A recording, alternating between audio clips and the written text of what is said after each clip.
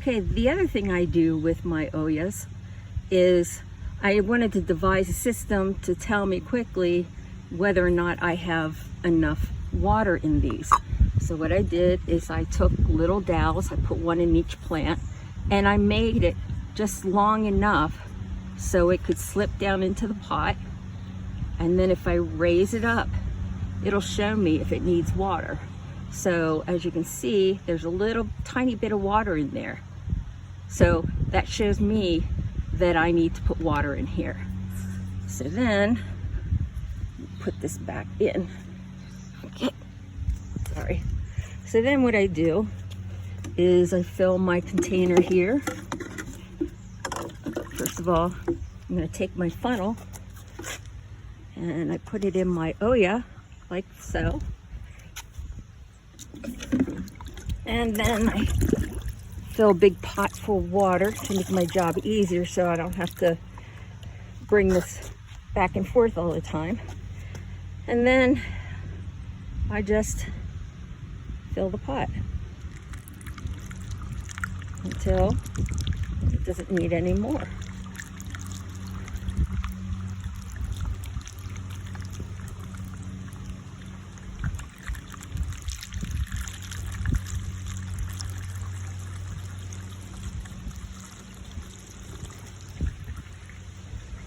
Okay, that one is filled. Whoop. Oh yeah, it's going out from underneath, you can see. So then, okay, done there. Take this, put this back on top, and then I go to the next one. Put that in, and it's the most effective way of watering your plants.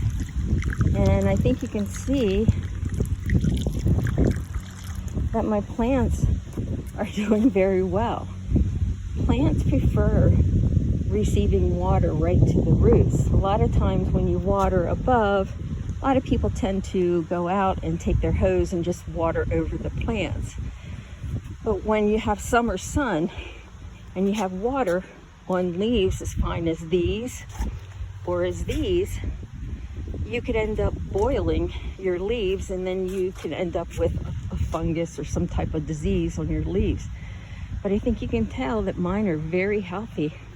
This one I'm bringing back to life because I got these at the grocery store because I was out of basil, and you know, a lot of those have been chopped off. Deb accidentally chopped them off at the base rather than using, you know, taking from the top. But anyway, so you can see how well this one's come back. So I'm waiting for these other two and then this one to get healthier. So it's getting there.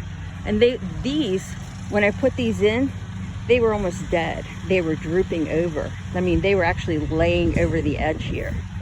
So, but you can see how I water my Oyas and my plants. And this is going to be the method that I use in my raised beds, which I'm going to put down here. Oh, by the way, you didn't see our new shed. You see that shed? Isn't that gorgeous? We had a shed in here, and it just looked like a regular shed, but we wanted something to match the front of our house. So we bought this, and then we had the dormer put in up above here. I ordered it with a metal roof on, and of course this dormer, and you know, and oh, by the way, I built this ramp. So I guess you can see some of my woodworking skills besides the planter I showed you up there with the lettuce in. So yeah, and I don't like to use, a lot of people use plywood. I don't want to use plywood because, you know, plywood will delaminate after a period of time. It'll end up breaking down, and then you end up with a hole in it. But this deck, the way that, I mean, this ramp, the way that I built it, it'll be here even after I die. So, and what I did is we have such drainage problems. I don't know if you can see this here. But what I did, Deb and I, you know, I asked her to help me, and what we did is we dug out completely under this ramp and laid landscaping cloth, and then poured in some nice stone. Well, it's just gray stone, but to allow, because our yard gets so full of water. So this is almost like a little mini, what they call a French pit, to collect some of the water. Then put these gardens in with some grasses. We just put them in 2 weeks ago, and you can see how well these are doing, because when I put plants in, I dig out not just 2 times the size of the pot, but I almost do 3 or 4, and I put the best soil in here because we have clay soil, as you know, and it is so hard. So, and then of course we planted vinca around, and we're waiting for that to take off. And then we replaced all the soil here and put in some compost, and you know, and then I put the border around, because what happened was, since we're on a hill here, as you can see, all the water comes downhill here, and then it ends up just sort of laying here, and this ends up getting so soggy. But since I put, you know, since we did the little pit under here, it seems to, you know, the water has somewhere to go. But eventually I'm gonna do a get a ditch digging machine, and I'm gonna run a pipe across there, perforated pipe, and then come down along here, and then have it, no, I'm sorry, I'm gonna start it like right up there. I'm gonna have it come down, and then it's gonna come across this way, and then it's gonna go out to that corner, which I'll end up digging a little pit there, putting some stone in, and you know, letting some of it drain down there. And then what I'm going to do is I'm going to put some water that ends up filling. I mean, we almost have like a little bit, you know, like a puddle about this deep all around here. So I'm going to put in some water loving plants. So when I was at Temple University, we had the students there had developed our own wetlands on campus, and we figured out where all the water was coming from and where it would go to, and at the end of where the water would drain to, we ended up developing a wetland. And then we put all kinds of water loving plants like reeds and grasses and stuff like that, and they will actually absorb a lot of the water and clean the water before then it spills out onto the creek we had at Temple University. But here, what I want to do is sequester a little bit of the water here, put in some water loving plants to clean the water before it goes into Lake Mead, because we have a lot of problems with all kinds of crap going in there. And I'm also on, we have a committee here, it's called the Green Infrastructure Committee. So so I go in there, and you know, we all help out and come up with techniques on how to deal with different issues like dying trees from, you know, the elm disease, and we've lost I don't know how many trees around here. So we had replanted a bunch of trees. Well, I can't do that because of my back, but you know, I volunteered Deb to go out. But anyway, so what I wanted to tell you here is that originally, before I put these borders in here, okay, and before I put, I don't know if you can see this piece of pressure treated lumber that I put right along here. what was happening is the water was coming down, and since this is on a slope going behind me, it's starting here and it slopes down going behind me, the water coming down was washing out the soil there, and a lot of it was going there, but when the water hit here, it was washing out all the soil. It revealed all the roots of the plants that we had planted.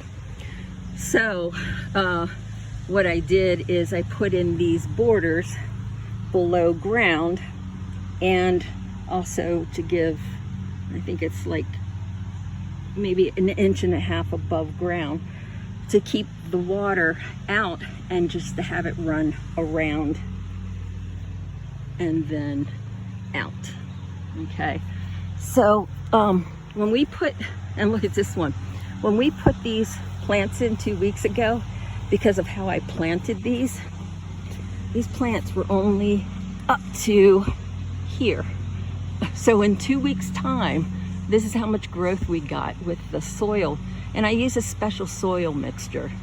I mix my own soil because I don't like what's out on the market right now. A lot of what they have in bags is basically crap.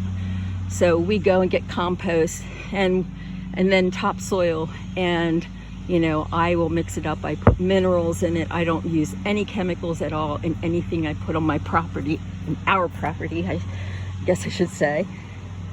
And so things seem to really thrive. I hope this isn't getting too long, but I wanted to show you everything. So what I do is, you can see all the leaves that collect behind my neighbor's property and behind our property. We have all kinds of leaves back here. So what I do, okay, you can see all the leaves here. And of course, because of our neighbor's trees and the trees behind us, we get all kinds of leaves. Deb hates it, but I love it. Reason why I love it is that I collect all the leaves that I possibly can, and then I put them in black bags, and then I save them. And I start my own composting. So, I mix carbon material, which are browns, with nitrogen. And let me show you what I do here. So, I don't know if you can see here, but I take kitchen waste, like bad leaves of lettuce, and let's see what else is in here. It's already composting. Oh, and green beans that we had in the fridge for 3 or 4 days, got rid of those. So all the kitchen waste I put in here, and I also collect Deb's, oh, see, there's some more. So I collect all of Deb's, well, Deb collects for me all of her coffee grounds.